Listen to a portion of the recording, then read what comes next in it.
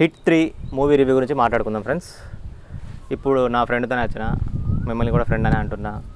So hit 3 movie ఎలా అనిపించింది సల్మాన్ నీకు? నాకైతే బాగానే అనిపించింది.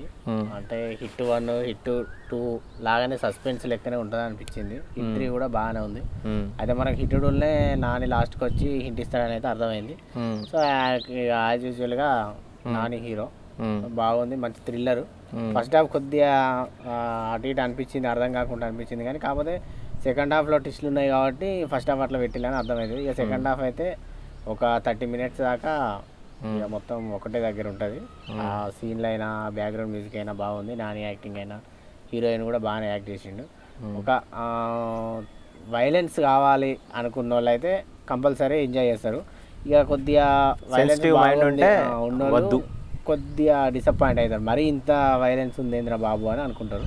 సో అది ఓవరాల్ అయితే బాగుంది, అన్ని రకాలుగా బాగుంది, మంచి సస్పెన్స్ థ్రిల్లరు. సినిమా స్టోరీ గురించి మాట్లాడుకుందాం అంటే చెప్పలేము, ఎందుకంటే జస్ట్ ఒక లైన్ చెప్పగానే స్టోరీ అర్థమైపోతుంది. హీరో కొన్ని హత్యలు జరుగుతూ ఉంటే దానికి రీజన్ ఏంటో అని వెతుకుతూ ఉంటాడు. అలా వెతుకుతూ ఒక ఆడికి వెళ్తాడు. అది చిన్న ఒక పర్సన్ కాదు, కొంత గ్యాంగే కలిసి ఈ హత్యలు చేస్తున్నాయి.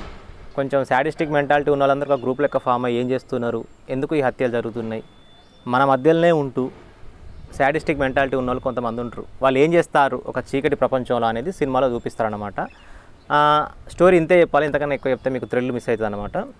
సో సినిమా స్టోరీ బాగుంది, బాగాలేదు, రెండు రకాలుగా చెప్పొచ్చు. ఎందుకంటే సినిమా లెక్క వస్తే బాగుంది, కొంచెం ఎమోషనల్గా ఆలోచిస్తే మరీ ఇంత వైలెన్స్ అవసరం అనిపించింది. అంతే తర్వాత ఇక వైలెన్స్ అంటే ఇక ఈ సినిమాలో అవును, అంటే అంత ఘోరంగా నరుకున్నాడు, అంత ఘోరంగా విపరీతంగా. అంటే ఒక సెకండ్ హాఫ్లో ఉంటుంది అన్నమాట ఒక పార్ట్. ఆ పార్ట్ ఎట్లుంటుంది అంటే ఇంకా మరీ క్రూరంగా ఉంటుంది అన్నమాట. అది నేను అట్లా అందులో వాళ్ళకి వేసే శిక్షలైనా అవైనా కూడా చాలా డేంజర్గా ఉంటాయి. మనం చూడనీకే అప్పుడప్పుడు కళ్ళు మూసుకుంటాం అన్నమాట ఆ సీన్లు వస్తాయి, అంత డేంజర్గా ఉన్నాయి. ఇంకా బ్యాక్గ్రౌండ్ మ్యూజిక్ విషయానికి వస్తే బాగుంది. ఇంతకుముందు మంచి మెలోడియస్ సాంగ్స్ కంపోజ్ చేసే మిక్కీ జే మేరనా ఇలాంటి మ్యూజిక్ ఇచ్చింది అనిపించింది నాకైతే. బ్యాక్గ్రౌండ్ మ్యూజిక్ అయితే చాలా బాగుంది, ఎక్సలెంట్ అనిపించింది. ఇక శ్రీనిధి శెట్టి యాక్టింగ్ బాగుంది. సినిమా మొదటి నుంచి చివరి వరకు ఎంతో కొంత తన క్యారెక్టర్ ఉంటుంది. So very good. ఇక నాని యాక్టింగ్ అంటారా, సినిమా అంతా సీరియస్గానే ఉంటాడు, చాలా ఇంటెన్స్ క్యారెక్టర్ అనిపించింది, మంచి అనిపించింది. శైలేష్ కొలను అతను ఇదే పంతాలో వెళ్ళిపోతారు కావచ్చు, ఇక సస్పెన్స్ థ్రిల్లర్సే తీసుకుంటూ వెళ్తాడు కావచ్చు, క్రైమ్ థ్రిల్లర్స్ తీసుకుంటూ వెళ్ళిపోతారు కావచ్చు. మొత్తానికైతే మీరు సెన్సిటివ్ హార్ట్ ఉన్న వాళ్ళైతే ఈ సినిమా చూడకుర్రి.